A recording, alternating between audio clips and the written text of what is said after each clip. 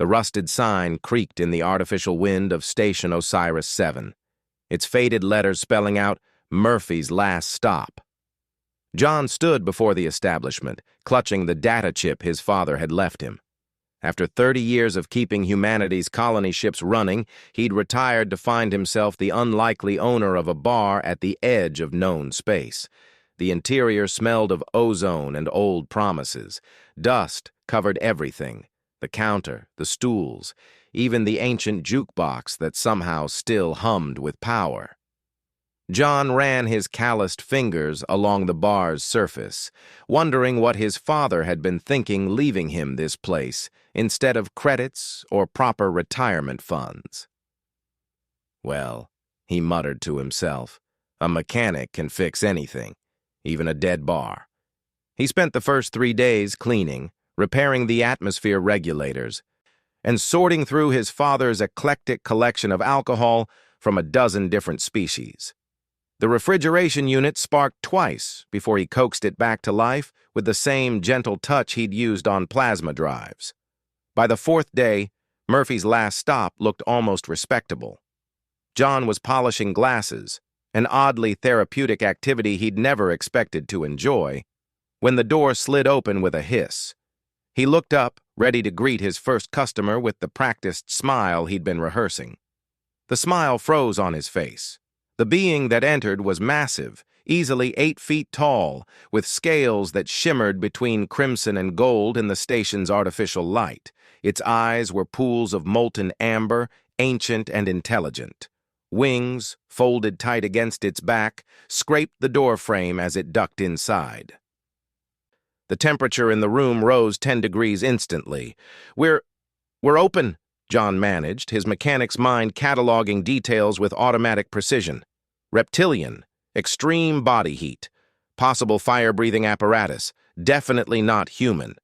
The creature settled onto a reinforced stool that groaned under its weight, and when it spoke, its voice rumbled like distant thunder. "Your father promised me a drink when I returned from the Andromeda campaign. I see he is no longer here."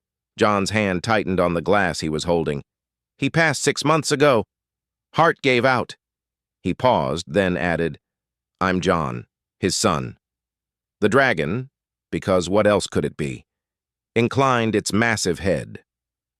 "I am Draveth, sovereign of the flame reaches, commander of the 7th wing." A pause, heavy with something that might have been amusement. "Your father knew me simply as Dave."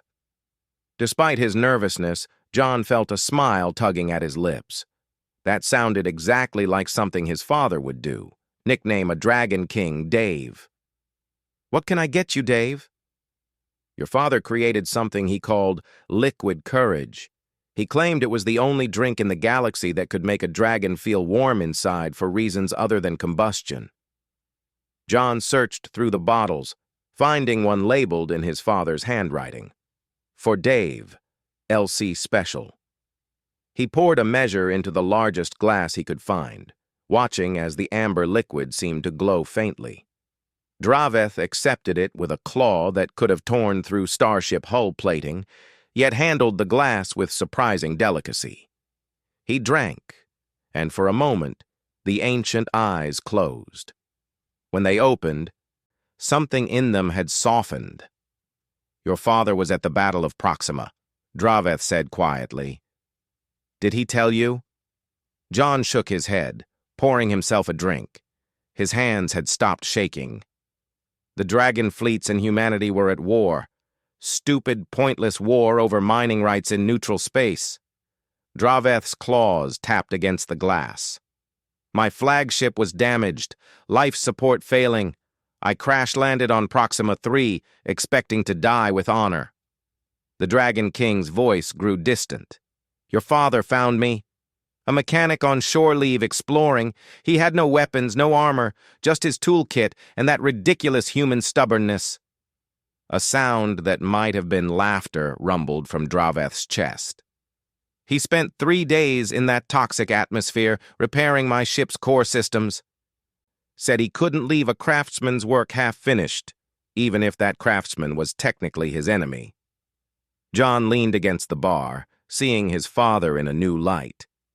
The quiet man who'd taught him to respect every machine, every piece of engineering, regardless of its origin. When I asked him why, Draveth continued, he said that mechanics understand something politicians don't. We're all just trying to keep our ships running, our homes safe, our families fed. Dragons, humans. We're not so different when you strip away the scales and skin. Sounds like him, John said softly. I returned to my fleet and told them what had happened. Not all believed me, but enough did. The war ended 3 months later. Draveth's eyes fixed on John with an intensity that made him feel like he was being measured. Your father saved millions of lives on both sides, and all he asked in return was that I visit his bar when it opened and tell him stories of the stars. The dragon finished his drink and set the glass down gently. I came here every year for 20 cycles. We would talk about engines, about honor, about the foolishness of prideful beings. He gestured to the bar around them. This place was neutral ground. I brought others, merchants, warriors, explorers, all species, all welcome. Your father built something rare, a place where differences didn't matter. John refilled Draveth's glass, understanding now why his father had left him this bar. It wasn't about the building or the business. It was about the bridge his father had built between worlds. I'm just a mechanic, John said. I don't know how to run a place like this. Draveth's laugh shook the bottles behind the bar. Your father was just a mechanic, too. He understood the most important truth. Everything worth building requires patience, skill, and the wisdom to see the potential in broken things.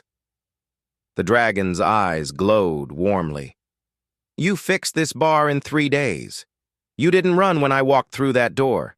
You poured me a drink and listened to an old dragon's stories. He stood, wings rustling. You'll do fine, John Murphy, and I'll return, as I always have. The sovereign of the flame reaches, keeps his promises. As Draveth moved toward the door, John called out, Dave? The dragon turned, amusement clear in his ancient features. Same time next year? I wouldn't miss it, mechanic. Your father's legacy is in capable hands. After the dragon left, John stood alone in Murphy's last stop, understanding at last what his father had truly built. Not just a bar, but a testament to the idea that humanity's greatest strength wasn't their weapons or their ships. It was their stubborn insistence on seeing people, not species, and fixing what was broken, one connection at a time. He raised his glass to the empty room. Thanks, Dad. I get it now. Outside, Station Osiris-7 hummed with life, and in a small bar at the edge of known space, a retired mechanic began the most important work of his life, keeping his father's dream alive, one drink and one story at a time. The sign outside creaked in the artificial wind, and for the first time in months, the letters seemed to glow a little brighter. Murphy's last stop was open for business.